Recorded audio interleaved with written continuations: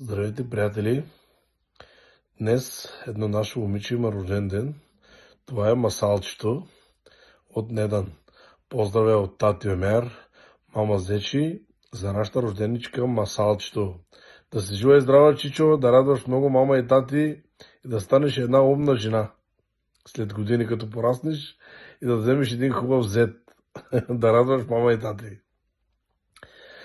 Masalım, masalım, masalım, benim güzel yavrum masalım.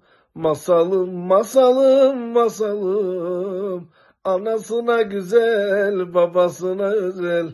Masalçı, masalım, masalım, benim güzel kızanım masal.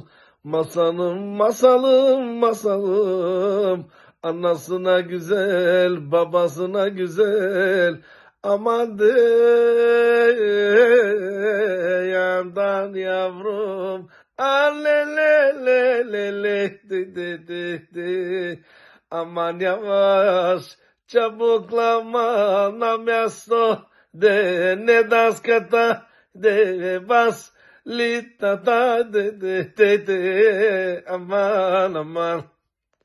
Поздрави, приятели, сте живи и здрави. Отново честит рожден ден, Масалче!